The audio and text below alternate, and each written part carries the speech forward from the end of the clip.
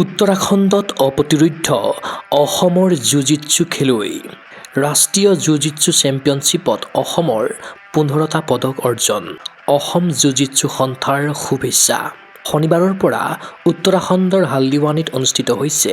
18 অনূৰ্ধ্ব ৰাষ্ট্ৰীয় জুজিটছু চেম্পিয়নশ্বিপ 2025 এই প্ৰতিযোগিতাত অসমৰ দলে অংশগ্ৰহণ কৰি প্ৰথম দিনাৰ খেলত অৰ্জন কৰে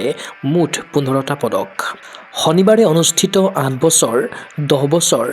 12 বছৰ 16 বছৰ 14 বছৰ আৰু 18 বছৰ অনূৰ্ধ্বৰ নিৱাজা আৰু ফাইটিং চিষ্টেম শাখাত অসমে লাভ কৰে মুঠ 14টা পদক ইয়াৰে নিৱাজাৰ 10 বছৰ অনূৰ্ধ্ব শাখাত তানবীৰ কাশ্যপ শৰ্মাই সোণ আৰু 12 বছৰ অনূৰ্ধ্বত মহম্মদ সুহেল কুৰেশ্বীয়ে অৰ্জন কৰে সোণৰ পদক আনহাতে ছোৱালীৰ ফাইটিং চিষ্টেমত 14 বছৰ অনূৰ্ধ্বৰ বিভিন্ন ওজন গোটৰ শাখাত অসমৰ তেজস্বিনী শইকীয়া আৰু তেজস্বী পি মণ্ডলে সোণৰ পদক লাভ কৰাৰ বিপৰীতে ৰূপৰ পদক লাভ কৰে লুইটি বৰুৱা আৰু প্ৰত্যাশা বৰাই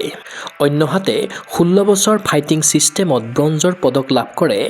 এল নিৰুপমা দেৱী লিপানসী হালৈ বীৰিনা প্ৰিয়ম ভূঞা টিজেতা টি গৌতম আৰু নয়নিকা দাসে তদুপৰি 18 বছৰ অনূৰ্ধ্বত সোণৰ পদক লাভ কৰিবলৈ সক্ষম হয় আত্ৰেয়ী কাশ্যপ আৰু কৃষাশ্ৰী হাজৰিকাই